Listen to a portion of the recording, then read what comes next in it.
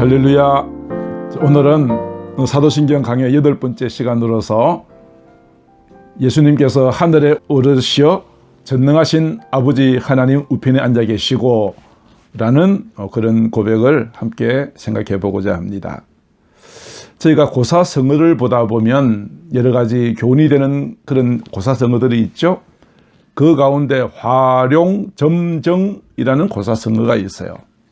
그 한자말을 그대로 직역한다면 그림 화자의 용용자예요. 그래서 용의 그림을 그릴 때 마지막으로 점을 찍는다, 그런 뜻이에요. 이게 도대체 무슨 뜻일까요? 용의 그림을 아무리 잘 그렸다 할지라도 가장 마지막에 이걸 그리는 용의 그 눈을 그려야만 비로소 용의 그림이 완성된다는 뜻이에요. 그래서 활용점정이라고 하는 것은 어떤 일을 할 때 가장 중요한 일을 완성하는 것, 그런 뜻을 가지고 있어요. 그렇다면 기독교 신앙에 있어서 활용점정과 같은 중요한 것은 도대체 뭘까요? 이것이 빠지면 더 이상 기독교가 존립할 수 없고 또 가장 소중한 것이 무엇일까요? 이것이 우리는 사도신경을 통해서 여러 가지로 고백이 되는데요. 가장 중요한 활용점정과 같은 신앙의 고백은 예수님의 십자가 죽으심과 부활, 이 두 가지입니다. 이 두 기둥 위에 기독교가 세워져 있다고 해도 과언이 아닙니다.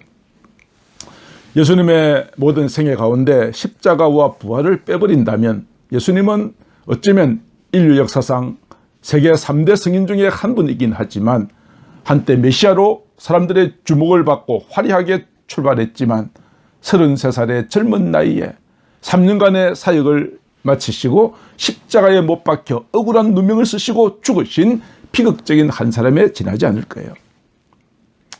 그 예수님께서 오늘 십자가에서 못 박혀 죽으시고 3일 만에 다시 살아나사 하늘에 올라가시어 지금 하나님 우편에 계신다는 고백을 오늘 우리가 생각하고 있어요. 예수님께서 하늘에 올라가시기 전까지, 즉 이 땅에 계시는 동안 자기 자신을 위해서 남겨놓으신 것이 거의 없어요. 많은 재산을 남겨놓지도 않으셨어요. 어떤 책을 만들어서 베스트셀러로 직접 만드신 것도 없어요. 멋진 집을 지으셨거나 결혼을 해서 많은 자손을 남겼거나 아니면 어떤 단체를 만들거나 그런 것이 전혀 없어요. 오히려 그분의 마지막 죽으신 무덤조차도 아무것도 흔적도 남아있지 않는 비어있는 무덤이에요. 자, 우리 이러한 예수님, 우리는 그렇게 고백한다고 말씀을 드렸죠. 그 예수님께서 이제는 하늘에 올라가셔서 지금은 하나님 우편에 앉아 계십니다 라고 고백합니다. 예수님께서 하늘에 올라가시게 될 것은 이미 예수님께서도 제자들에게 또 여러 사람들에게 여러 차례 이미 말씀하셨어요. 요한복음 16장 7절에는 이렇게 되어 있죠. 내가 떠나가는 것이 너희에게 유익이다. 떠나가신다는 것을 말해요. 내가 떠나지 아니하면 보혜사 성령님을 말하죠. 너에게 오지 않으실 것이다. 예수님께서 떠나가신다는 뉘앙스의 말을 제자들에게 남기셨어요. 내가 떠나가야만 성령께서 오실 수 있다라고 말씀하신 것이죠. 어쩌면 제자들은 그 당시만 해도 이게 무슨 말인지 알아듣지 못했을 거예요. 그뿐 아니라 예수님의 무덤을 찾아왔던 여인들이 있었죠. 그 가운데 마리아가 예수님을 발견하고는 예수님을 잡으려 하니까 나를 만지지 말라 말씀하시고 요한복음 20장 17절에 이렇게 말합니다. 나를 붙들지 말라. 내가 아직 아버지께로 올라가지 아니하였노라. 아버지께로 올라가지 아니하였노라. 너는 내 형제들에게 가서 이르되 내가 내 아버지 곧 너희 아버지, 내 하나님 곧 너희 하나님께 올라간다 하라. 올라간다는 표현을 마리아에게도 전하셨어요. 물론 마리아는 이 사실을 제자들에게도 이야기를 했죠. 예수님께서 십자가에 못 박혀 죽으시고 부활하시고 난 다음부터 산으로 올라가실 때까지 기간이 약 40일 정도가 되었어요. 그때까지 예수님은 뭐 하셨을까요? 부활을 믿지 못하는 제자들에게 찾아가서 내 손을 만져보고 내 발을 만져보고 내 옆구리를 만져봐라 말씀하시면서 제자들로 하여금 예수님이 확실하게 다시 살아나셨다는 믿음을 심어주셨어요. 그리고 40일 동안 사도행전 1장 3절에 보면 하나님의 나라의 일을 말씀하셨다라고 하셨어요. 예수님께서는 그들에게 여러 가지를 분부하셨어요. 40일 동안 말이죠. 그래서 사도행전 1장 4절 5절에 보면 너희는 예루살렘을 떠나지 말라. 예루살렘 떠나지 말래요. 그리고 내게 들은 바 아버지께서 약속하신 것 무엇이죠? 보혜사 성령님이 오신다는 것을 기다려라. 너희는 몇 날이 못되어 성령으로 세례를 받게 될 것이다. 그렇게 말씀하셨어요. 제자들은 이 말이 무슨 뜻인지를 제대로 알지 못하고 좀 이렇게 동문서답과 같은 질문을 합니다. 예수님께서는 분명히 떠나신다고 하셨거든요. 하나님께서 아버지께서 주신 것을 기다리라고 하셨거든요. 그런데 제자들은 이런 질문을 해요. 사도행전 1장 6절 말씀에 예수님, 주님께서 당신이 이제 부활하셨으니 부활하신 주님께서 이스라엘을 회복할 때가 바로 지금입니까? 이 질문의 뜻은 뭐예요? 제자들은 이제 예수님이 다시 살아나셨으니까 예수님이 유대인의 왕이 되어서 정치적으로 이스라엘을 로마로부터 해방시켜 줄 그날을 기대했던 거죠. 자기가 따르는 예수님이 왕이 되시면 자기들은 좌의정 우의정 한 자리 차지할 것을 기대했다는 이야기죠. 예수님께서는 사도행전 1장 7절로 8절에서 이렇게 말씀하셨어요. 얘들아, 때와 시기는 아버지께서 자기의 권한에 두셨으니 너희가 알 바 아니다. 언제 이 땅이 해방되고 이것은 너희가 알 바가 아니요 오직 네가 신경 써야 될 것이 있다. 딴 것을 신경 꺼라. 신경 써야 될 것이 무엇이라고요? 오직 성령이 너희에게 임하시게 되면 너희가 권능을 받고 예루살렘과 온 유대와 사마리아와 땅끝까지 내 증인이 되는 것이 너희가 앞으로 신경 써야 될 부분이다. 그렇게 말씀하시고는 그 말씀을 마치시고 하늘로 올라가셨어요. 어쩌면 그 말씀이 예수님의 이 땅에서의 마지막 명령, 성령이 너에게 임하시면 너희가 권능을 받게 될 텐데 너희는 예루살렘에서 유다로 사마리아로 땅끝까지 내 증인이 되라고 하시는 것이 예수님의 마지막 명령이셨어요. 그 말씀을 마치고 예수님이 하늘로 올라가십니다. 제자들은 올라가시는 예수님의 모습을 보는데 구름이 확 가리어서 그 모습을 볼 수가 없었습니다. 예수님이 정체적인 메시아가 되어서 왕이 되시면 한 자리 차지하기를 기대했던 제자들의 기대가 한순간에 사라지는 순간입니다. 예수님이 올라가 버린 그 텅 빈 하늘을 쳐다보고 있는 제자들에게 흰옷을 입은 두 천사가 나타나서 이렇게 말합니다. 사도행전 1장 11절 갈릴리 사람들아 어찌하여 서서 하늘을 쳐다보느냐 너희 가운데서 하늘로 올려지신 이 예수는 하늘로 가심을 본 그대로 오시리라. 올라가신 그대로 오실 것을 말씀하셨습니다. 예수님께서 하늘 올라가시고 난 다음에 제자들은 예수님께서 마지막으로 주셨던 명령을 가슴에 담습니다. 그래, 예수님께서 예루살렘을 떠나지 말라 그랬지? 아버지께서 약속하신 것을 기다리라고 그랬지? 그래서 제자들은 예루살렘을 떠나지 않습니다. 그리고 마가의 다락방에 모입니다. 그리고 함께 모여서 성령께서 임하시기를 간절하게 기도했습니다. 그때 모인 사람이 120명이 되었습니다. 드디어 오순절 날이 되었을 때에 그 모인 회중 가운데 놀라운 일이 생겼습니다. 하늘에서 강한 불 같은 바람 같은 소리가 들리고 불 같은 것이 보이면서 각 모인 사람들의 머리에 성령의 충만함이 임하였고 성령 받은 사람들은 자기들이 알지 못하는 말 방언이라고 하죠. 방언으로 막 말하기 시작합니다.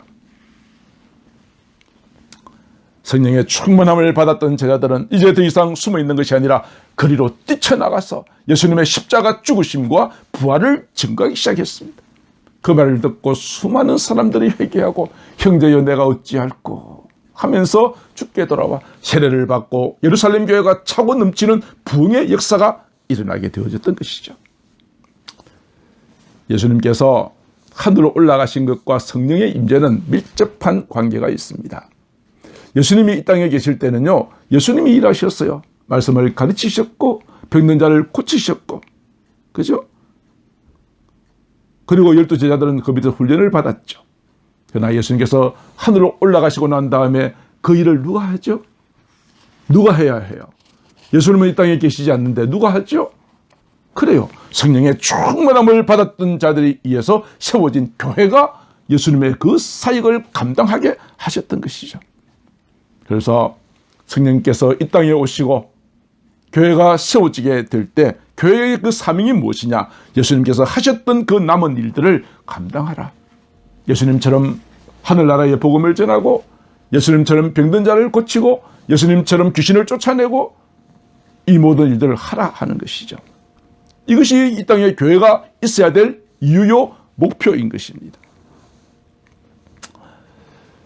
그래서 오늘날 예수님께서 하늘로 올라가심으로 이 땅에 오신 성령님으로 인해서 이 교회가 세워졌고, 그래서 교회는 성령 충만한 교회가 되어져야 나름대로 세상을 정복할 수 있는 힘이 있다는 것입니다. 마태복음 25장에 보면 예수님께서 하신 하나의 비유의 말씀이 있어요. 양과 염소의 비유요.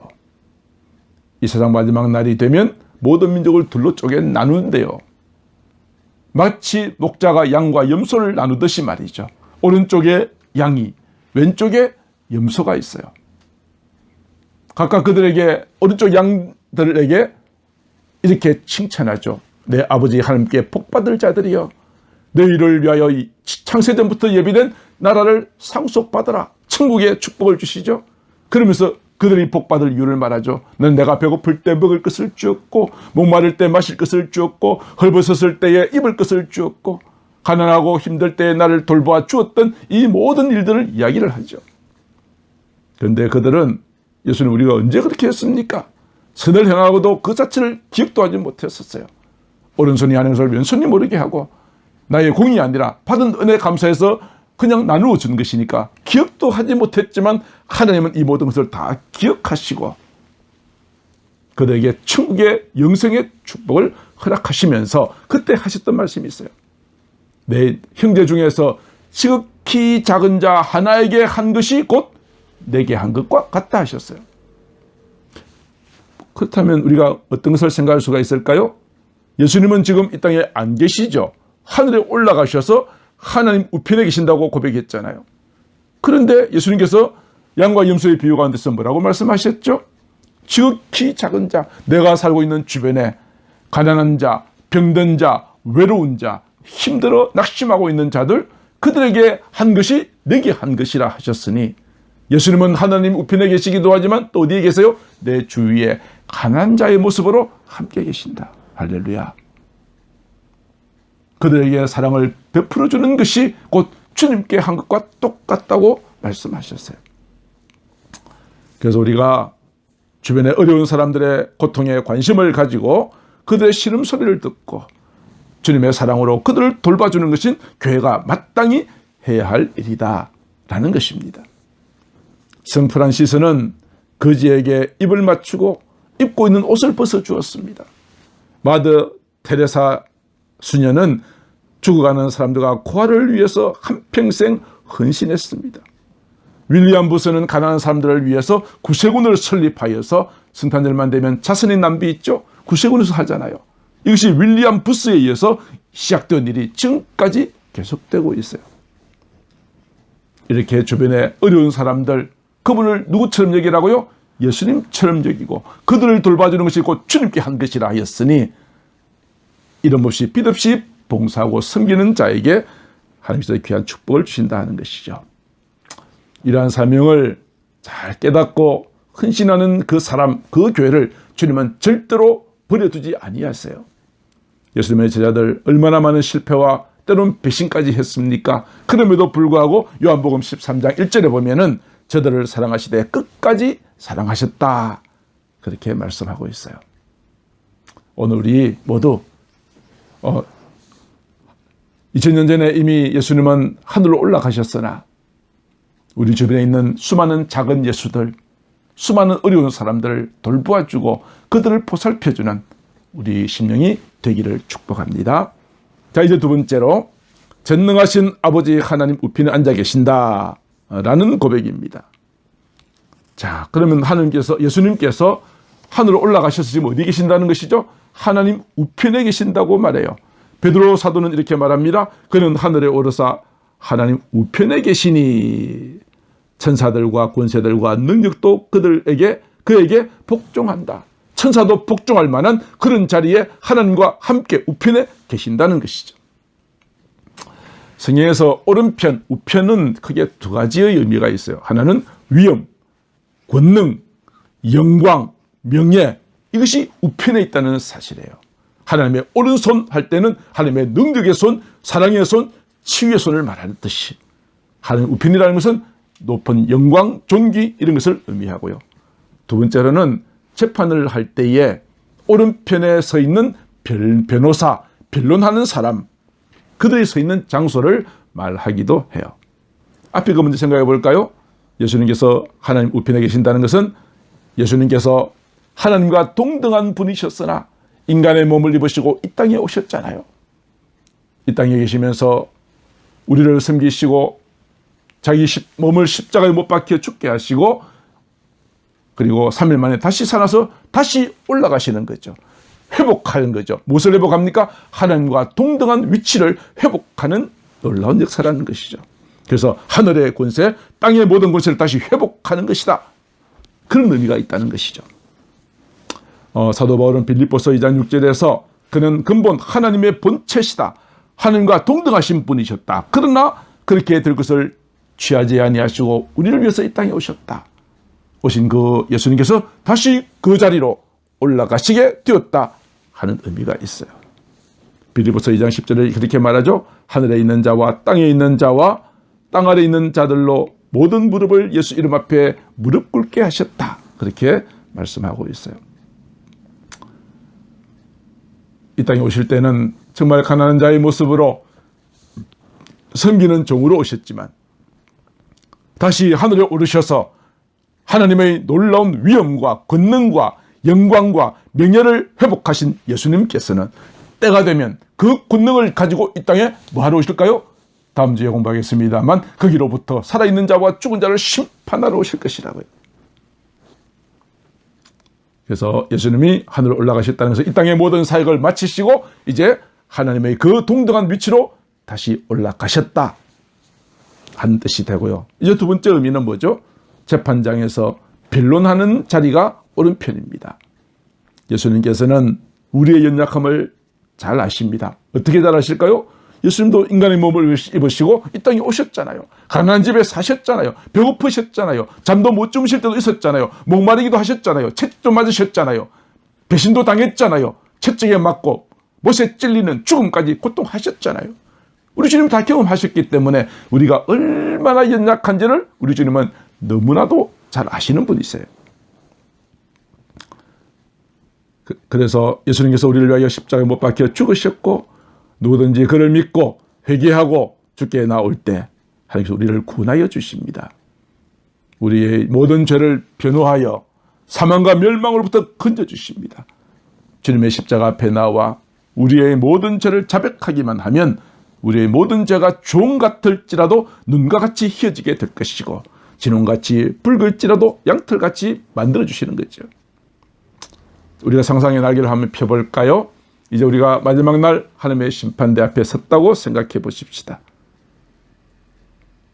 모든 율법을 가지고 어쩌면 마귀가 참소할 거예요. 하나님, 이제는 이것도 어겼고 저것도 어겼고 이것도 범죄하고 이렇게 했습니다라고 율법을 책을 성경을 펴놓고 우리를 참소할 거예요. 그 죄의 삭은 사망이잖아요. 그 죄 때문에 우리는 죽을 수밖에 없잖아요. 그때 변호사가 계신단 말이죠. 하나님 우편에 계신 예수님께서 자신의 찔린 손과 발, 옆구리를 보이시면서 이렇게 변호하실 거예요. 하나님, 제가 이 사람을 대신하여 십자가에서 살찌고 피 흘려 죽었지 않았습니까?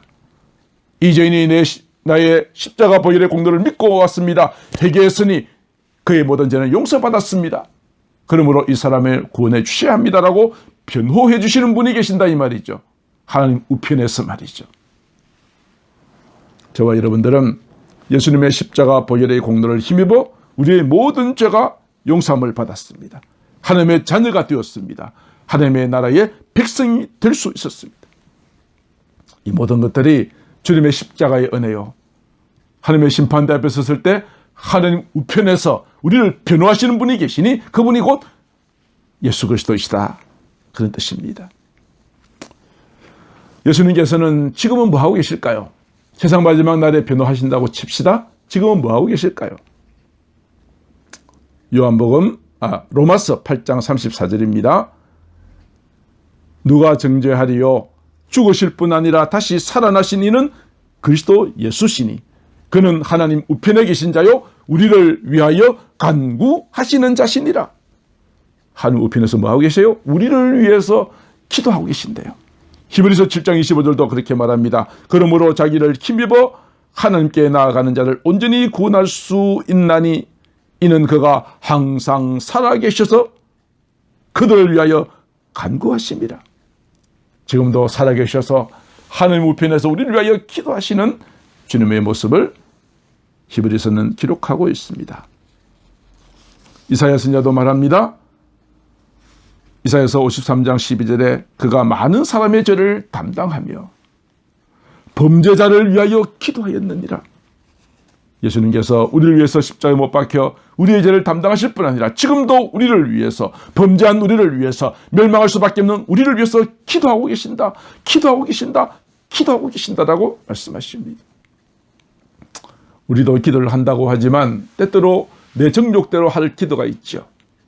잘못 구하는 기도도 있죠. 그러나 예수님은 우리에게 꼭 필요한 기도 해주시는 분이십니다. 모든 것이 합력하여 선을 이루게 하시는 그런 기도를 하고 계시는 우리 예수님이십니다. 이제 마지막으로 사도행전 8장을 보면 스데반이 순교하는 장면이 기록되어 있습니다. 스데반이 돌에 맞아서 죽어가면서 순교당하기 직전에 성령에 충만하여 그의 영안이 열려서 하나님의 보좌를 보게 됩니다. 하나님의 영광이 있고 그 곁에 예수님께서 하나님 우편에 서 계신 것을 보았다라고 이야기합니다. 앉아서 기도하실 뿐 아니라 서 계신 예수님, 하나님 우편에 서 계신 예수님, 스데반이 돌에 맞아 죽는 그 모습을 보시며 서 계시는 예수 그리스도 그분은 우리가 믿음대로 살려고 좁은 길을 걸어가고 때로는 순교자의 길을 걸어갈 때에 외면하지 아니하시고 응원하시고 격려하시고 기도하시고 도와주시는 우리 주 예수님의 모습. 스데반이 그 모습을 바라보고 아버지여 내 영혼을 주님께 부탁합나이다 말씀하고는 하나님의 품에 안겨지는 아름다운 순교의 장면이 기록되어 있습니다. 우리가 믿음 생활 하느라 때때로 힘들고 지칠 때 외면하지 아니하시고 우리를 도와주시고 함께 하시는 주님. 우리 이런 찬송이 있죠? 나의 등 뒤에서 나를 도우시는 주, 나의 인생 길에서 지치고 고나여 매일처럼 주저앉고 싶을 때 나를 밀어주시네. 일어나 걸어라 내가 새 힘을 주리니 일어나 너 걸으라 내 너를 도우리. 말씀을 맺고자 합니다. 오늘 우리는 우리 주 예수 그리스도께서 나의 죄를 대신하여 고난받으시고 십자가에 못 박혀 죽으셨음을 믿습니다. 그 예수를 믿음으로 나의 모든 죄가 용서함을 받았음을 우리는 믿습니다. 또 예수님께서는 장사 지낸 바 되었다가 3일 만에 죽음을 이기시고 부활하셨다는 사실을 우리는 믿습니다. 우리도 또한 예수님처럼 영광스러운 몸, 썩지 아니할 몸으로 다시 살아나게 될 줄로 믿습니다. 그리고 그 예수님께서는 하늘에 오르시어 하나님 우편에서 우리를 위하여 기도하시고 우리가 심판대 앞에 섰을 때 변호사가 되셔서 우리의 모든 죄가 이미 당신의 피로 용서함을 받았음을 증거하게 될 것입니다. 이제 그 주님 머지않아 다시 오실 것입니다. 예수 그리스도 외에는 천하 인간의 구원을 얻을 만한 다른 이름을 주신 일이 없습니다. 내가 곧 길이요 진리요 생명이니 나로 말미암지 않고는 아버지께로 올 자가 없다고 말씀하셨습니다. 오늘 이 시간 날 위하여 죽으시고 다시 사심으로 우리의 구원을 완성하시고 하늘에 오르시어 다시 오시는 그날까지 우리를 위해서 기도하시는 주님을 바라보면서 우리 주님 다시 오실 때 주님께서 나 이름 부르시고 하나님의 거룩한 나라의 혼인잔치에 참여할 수 있는 놀라운 축복을 누리시게 되기를 우리 주 예수님의 이름으로 축복합니다. 기도하겠습니다. 사랑하는 하나님 아버지, 은혜를 감사합니다. 오늘 또 부족하지만 저희들을 통하여 하나님께서 놀랍고 위대한 역사를 이루어 가십니다. 우리를 사랑하사 독생자 예수 그리스도를 이 땅에 보내시고 누구든지 그를 믿는 자마다 멸망하지 않고 영생을 얻는 길을 열어주셨습니다. 하나님 아버지, 오늘 또 날 위하여 죽으시고 우리의 구원을 위하여 부활의 영광스러운 몸으로 다시 살아나셨으며 하늘에 오르시어 이 땅에 다시 재림하실 때까지 지금도 여전히 살아계셔서 우리를 위하여 기도하시고 계시는 주님을 믿고 감사합니다.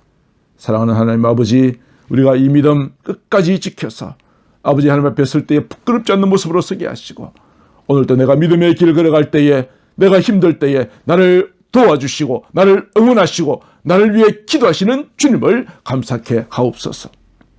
사랑이 많으신 우리 구주 예수님 이름으로 기도드리옵나이다. 아멘.